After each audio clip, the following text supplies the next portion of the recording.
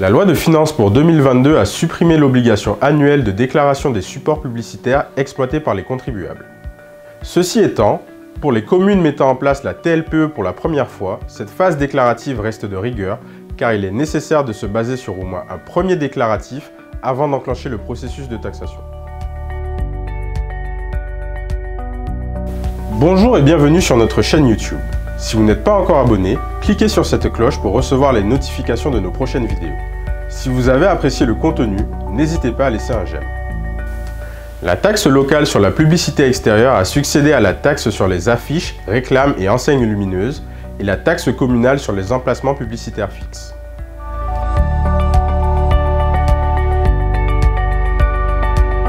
Depuis la loi modernisation de l'économie du 4 août 2008, les communes ou les EPCI peuvent mettre en place la TLPE.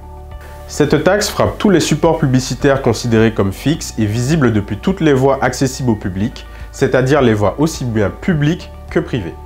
En revanche, cet impôt indirect et facultatif ne peut pas s'appliquer à un support pour lequel la collectivité perçoit déjà un droit de voirie ou une redevance d'occupation du domaine public. Bien que représentant une recette fiscale supplémentaire pour les collectivités territoriales, la TLPE a avant tout une dimension écologique puisqu'elle a pour but de réduire la pollution visuelle et rationaliser l'utilisation de l'espace public.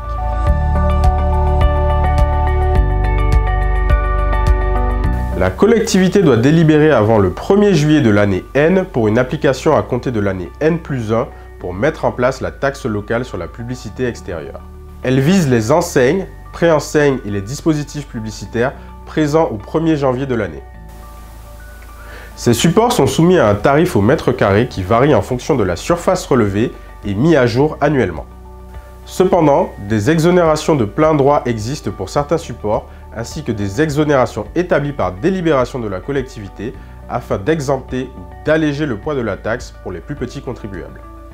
Concernant les exonérations de plein droit, il s'agit des affichages de publicité non commerciale, de dispositifs concernant des spectacles, de supports prescrits par une disposition légale ou réglementaire, panneaux électoraux par exemple, ou imposés par une convention signée avec l'État. Localisation de professions réglementées, panneaux d'information sur les horaires ou moyens de paiement de l'activité exercée. Pour les tarifs, la superficie cumulée du support doit être inférieure ou égale à 1 mètre carré pour être exonérée. Et enfin, il s'agit des enseignes de moins de 7 mètres carrés en surface cumulée, sauf délibération contraire de la collectivité. Enfin, les tarifs appliqués peuvent être également modulés à la hausse ou à la baisse par la collectivité dans les limites des tarifs maximaux imposés par la loi.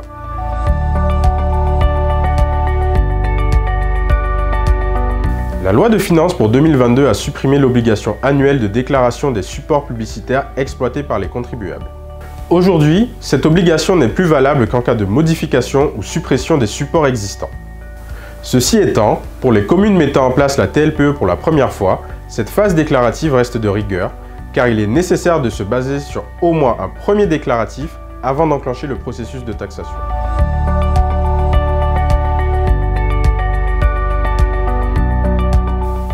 La TLPE est une ressource fiscale facultative mais stratégique pour les communes constatant une forte utilisation de leur espace public pour les supports publicitaires sur leur territoire.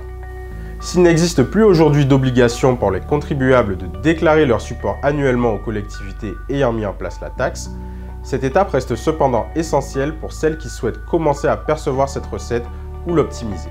A très bientôt pour de nouvelles vidéos décryptage.